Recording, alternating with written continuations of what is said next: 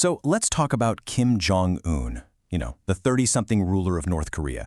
He's got the world's fourth largest military and, oh yeah, nuclear weapons. But here's the thing. Behind all that propaganda is a guy who seems completely torn between two worlds.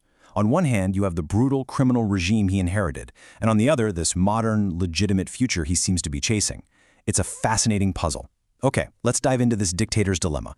And this quote, this really gets to the very heart of his conflict, doesn't it? It's like, does he try to reform North Korea and maybe risk losing his iron grip on power? Or does he just double down on the terror and isolation that has literally defined his family's rule for more than 70 years? That's the choice. People who've studied him have actually compared his situation to The Godfather Part 3. It's that classic plot, right? Michael Corleone is desperately trying to make his family business legit, but every time he thinks he's out, the old world of crime just pulls him right back in. Well, for Kim Jong-un, this isn't some movie plot. This is his actual reality. So first, let's really look at that mafia side of the equation, the criminal enterprise that he was literally born to lead. Okay, check out this number, $2 billion. That's the estimated annual income for Kim's personal piggy bank. And get this, it doesn't come from taxes or normal trade. No, it comes from a massive global criminal operation. We're talking guns, drugs, counterfeit cash, and some really sophisticated cybercrime. This is the illicit fuel that keeps the entire regime running. And every family business has its rivals. And for Kim, this was his elder half-brother, Kim Jong-nam. He was living abroad, and yeah, he'd occasionally criticize the regime, but then he crossed a massive line. It was discovered he'd become an informant for the CIA, sharing family secrets with the enemy. In Kim Jong-un's world, that is the ultimate betrayal. There's no coming back from that. And this is what happens to traitors. The whole assassination plot was something straight out of a spy thriller. It's wild. First, they recruit two women, tricking them into thinking they're on some kind of hidden camera prank show. So for months, they rehearse their big stunt by going around smearing lotion on strangers' faces. Then comes the attack, in the middle of a crowded airport. But this time, the lotion they smear on Kim Jong-nam's face wasn't lotion at all. It was VX nerve agent, one of the deadliest chemical weapons on Earth. He was dead in minutes. A very public, very brutal message was sent to anyone who might even think about crossing the supreme leader. But see, that brutal dictator, that's only one side of the story. Now let's get into the other half of Kim Jong-un, the part of him that was shaped not in Pyongyang, but right in the heart of Europe. First, you have to understand that his childhood was, well, anything but normal.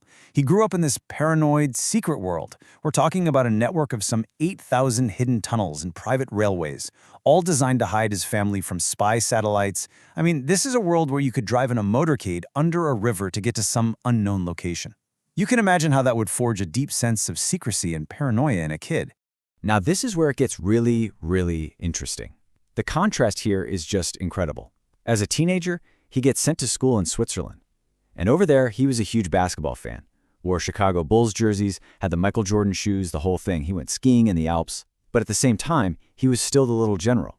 His only playmates were his bodyguards, and he traveled with his own portable toilet so that foreign intelligence couldn't analyze his waste. Just think about that. Two completely different worlds, living inside one person. And then came this really defining moment of abandonment. His aunt and uncle, who are basically his surrogate parents in Switzerland, defected to the United States. And they just slipped out in the middle of the night, didn't even say goodbye. Imagine being a teenager already living this strange, split life, and then that happens. The trauma must have been absolutely immense. So naturally, when he eventually took power, you could totally see the influence of those Swiss years. He built these fancy Swiss-style ski resorts. He introduced his fashionable wife, Ri Sol-ju, as this modern first lady. He opened theme parks and high-end department stores. He even started experimenting with letting people have cell phones and some internet access. For a minute there, it really seemed like the Western-educated teenager might actually win out over the dictator's son. And all of this led him to his biggest move yet. A really high-stakes gamble on the world stage to try and resolve his dilemma once and for all, by engaging directly with the President of the United States. The relationship, it really played out in 3 acts. First, you had the Singapore summit in 2018. That was this huge, historic debut for Kim on the world stage. Then came the Hanoi summit in 2019, which was supposed to be the big negotiation, but it just collapsed spectacularly. And finally, there was this impromptu, made-for-TV meeting at the DMZ that was, big on symbolism, but pretty light on actual substance.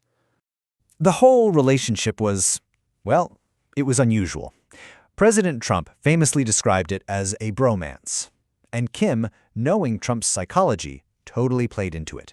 He flattered him with these massive handwritten letters. He was playing a very personal, very old-school kind of diplomacy. So, let's get to the crucial point. Why did it all fail in Hanoi? This table right here makes the massive gap crystal clear. Let's walk through it. Kim's offer was to shut down one major nuclear site, but Trump's demand? It was way bigger, the complete elimination of his entire nuclear program. And what did they want in exchange? Well, Kim wanted the complete lifting of all sanctions, everything. Trump, on the other hand, was only willing to do that for his big deal. The two sides, they weren't even in the same ballpark. The summit just collapsed, and Kim had to go home completely empty-handed. So, after that public failure with Trump, Kim went back to a system of terror. But he also came up with a new, much more sophisticated strategy to manage his dilemma. You see, he didn't choose a path, he delegated it. And who did he delegate to? Enter his younger sister, Kim Yo-jong. Apparently, their own father, Kim Jong-il, once said that his sons were idle blockheads, but that his daughters had the right intellect and mindset for politics. For years, she was just operating in the shadows, but now she was about to step right into the spotlight. And this is their new strategy. It's essentially a dual dictatorship, a kind of good cop, bad cop routine on a global scale. Kim Jong-un gets to play the good cop. He's the modern, aspirational statesman who can meet with world leaders and appear to be above the fray. Meanwhile, Kim Yo-jong, she's the bad cop. She is the enforcer. She handles all the threats, the aggression, and the dirty work, like personally ordering the demolition of the Inter-Korean Liaison Office. So he gets the diplomacy, she gets to handle the discipline. So where does all this leave North Korea? Has Kim finally figured out a way to be both a modernizer and a tyrant at the same time?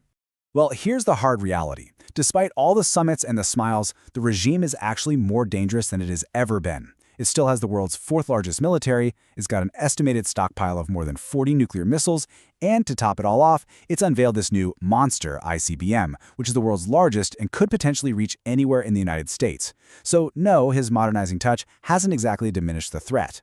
So, by splitting his role, it really seems like Kim Jong-un has found a way to live with his two conflicting identities. But this solution, projecting a softer image while his sister wields the iron fist and the nuclear arsenal just keeps on growing, it leaves us with a really critical question. Is this some kind of stable path forward? Or has he simply created a more deceptive and ultimately a more dangerous version of the family business?